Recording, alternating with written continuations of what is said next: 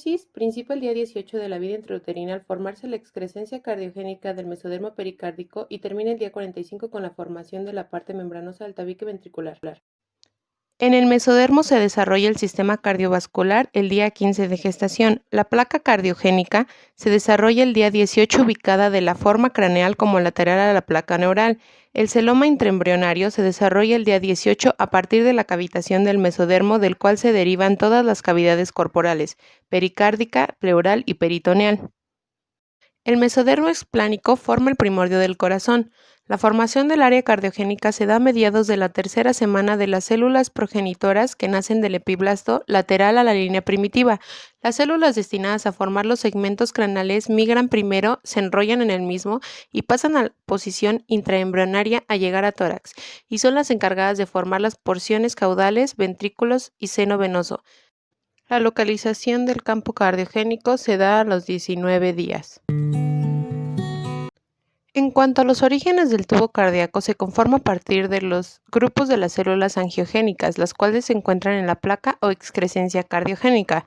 La recién formada protuberancia del tubo cardíaco en la cavidad pericárdica se adhiere a la pared dorsal por un pliegue de tejido. El mesodermo dorsal es el derivado del mesodermo esplacnopleural del intestino anterior. Estos grupos de células angiogénicas se aglutinan para generar los tubos endocárdicos derecho e izquierdo, y cada tubo continúa su desarrollo hacia el cráneo con una aorta dorsal como tracto de salida y caudalmente una vena vitelino-umbilical como tracto de entrada. Eventualmente, estos se rompen dejando un tubo cardíaco suspendido en la cavidad pericárdica anclada cranealmente en la aorta dorsal y caudalmente por las venas vitelo-umbilicales. La fase del tubo recto del corazón o pretorsión se desarrolla a partir del día 20 y los latidos cardíacos probablemente comiencen en esta fase o después de esta, en la etapa temprana de la dextro o levotorsión. A los 20 días se da la formación de los tubos endocárdicos y se puede apreciar el polo arterial del corazón y el polo venoso del corazón. A los 21 días se da la fusión de los tubos endocárdicos formando el tubo cardíaco primitivo. La formación del bucle cardíaco normal a la derecha en su forma dextro y anormal a la izquierda en su forma levo empiezan aquí.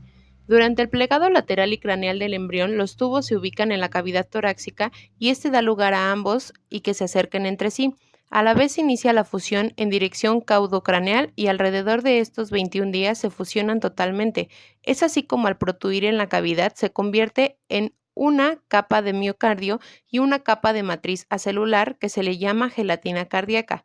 Esto separa el miocardio y el tubo cardíaco endotelial. Es así como el tubo cardíaco recién formado se divide de abajo hacia arriba en las siguientes regiones. Seno venoso, que consiste en los cuernos izquierdo y derecho, aurículas primitivas, las que se fusionan más tarde para formar la aurícula común, surco auriculoventricular, que se divide en la aurícula y el ventrículo primitivo, que se expande para convertirse en el ventrículo izquierdo, surco interventricular, que divide el ventrículo primitivo y el bulbus cordis. El bulbus cordis, que a su vez se divide en bulbus cordis, que es la parte proximal que forma el ventrículo derecho, conus cordis, tronco arterial y saco aórtico. En la cuarta semana de vida se da el desarrollo cardiovascular entre los días 22 a 28. En el día 22 se da el desarrollo de las regiones del tubo endocárdico primitivo. Se observa el tronco arterioso, el ventrículo, la aurícula y el seno venoso.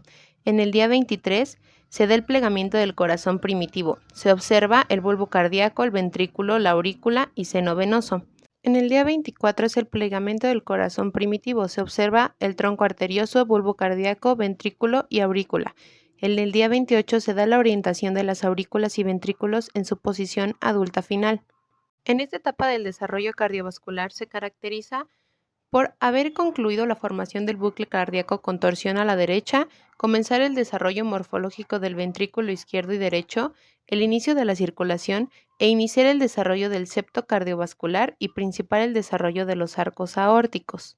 También se da la partición de la aurícula, que da la aparición del septum primum en el día 28, que crea una cresta de tejido en la pared dorsal de la aurícula. Antes de que el septum se fusione con los cojinetes endocárdicos, aparecen las perforaciones en la parte alta de este. Se unen a las perforaciones y crean el ostium secundum y a diferencia del septum primum, el septum secundum no se fusiona con los cojinetes endocárdicos. Es así como el borde libre constituye el foramen oval. La válvula venosa izquierda y el septum spirum, situado en la parte dorsal de la aurícula derecha, se fusionan con el septum secundum a medida que crece el embrión. También cuando el tubo cardíaco forma el asa volvoventricular, se fusionan las dos aurículas primitivas formando una sola y se ubica en el sentido craneal hacia el ventrículo primitivo y dorsal en el bulbus cordis. Por otra parte, el tronco arterial se sitúa en el techo de la aurícula común, dando lugar a una depresión donde se va a producir la septación auricular. En esta quinta semana, ambos ventrículos y el tabique ventricular continúa su desarrollo. Ocurre una separación de la aorta ascendente y de la arteria pulmonar principal en los días 32 y 33. Existe una aproximación de la aorta al foramen interventricular, la válvula mitral y el ventrículo izquierdo. Se llega a la separación de las válvulas mitral y tricúspide entre el día 34 y 36. También se amplía el ventrículo derecho. El ápex rota hacia la izquierda horizontalmente desde los días 30 a 36. La válvula pulmonar se mueve hacia la izquierda de la válvula aórtica. Se amplía el ventrículo derecho. La válvula tricúspide se abre en el ventrículo derecho. Y al final de la semana se crea la circulación definitiva y se aprecian los arcos aórticos 3, 4 y 6, al igual que el conducto arterioso y la aorta dorsal están intactas. Sin embargo, las grandes ramas y arterias siguen en desarrollo con las células de la cresta neural. La tabicación ventricular. En la cuarta semana, las cámaras inferiores llamadas ventrículos comienzan su desarrollo y aparece el septum interventricular muscular. Y en la quinta semana se cierra el foramen ventricular, dando origen a una división membranosa que se separa una cavidad de otra. Se observan el septum primum, fusión del septum primum con cojinetes endocárdicos, cojines endocárdicos fusionados, canal auriculoventricular izquierdo y tabique interventricular. El tabicamiento auricular ocurre a finales de la cuarta semana. En el techo de la aurícula crece una cresta, la cual será la primera porción del septum primum. Las dos extensiones del tabique se extienden hacia las almohadillas y dan lugar a un orificio llamado ostium primum. Se puede observar el septum primum, ostium primum, cojinete endocárdico dorsal, almohadilla endocárdica, OP, canales auriculoventriculares y el tabique interventricular primitivo. El tabicamiento auriculoventricular se da al final de la cuarta semana. Se dan en el borde superior e inferior del canal auriculoventricular y las almohadillas separan el bulbo cardíaco con la orejuela bulboventricular. Se puede observar el tronco arterioso, el bulbo cardíaco, válvula sinoauricular, seno venoso, aurícula primitiva, canal auriculoventricular, ventrículo primitivo, bulbo cardíaco. La comunicación entre la aurícula del ventrículo recibe el nombre de conducto auriculoventricular. Este se divide en dos canales, orificio derecho e izquierdo. Esto ocurre en simultáneo con el tabicamiento de la aurícula y el ventrículo primitivo. Este tabicamiento permite que la aurícula y el ventrículo de cada lado queden comunicados. La división del conducto comienza la formación de las almohadillas endocárdicas. Una nace en la pared dorsal y la otra en la pared ventral.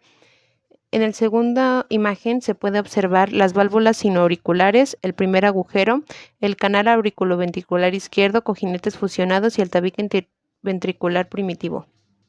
El foramen oval se forma al final de la cuarta semana de gestación. Inicialmente las aurículas se encuentran separadas por el septum, a excepción de la abertura llamada ostium primum. Conforme al septo crece el ostium primum y va reduciendo su diámetro y eventualmente se cierra, recordando que el foramen oval es una abertura en la pared del tabique interauricular de la cavidad cardíaca que durante la vida intrauterina permite el paso de la sangre desde la aurícula derecha a la aurícula izquierda.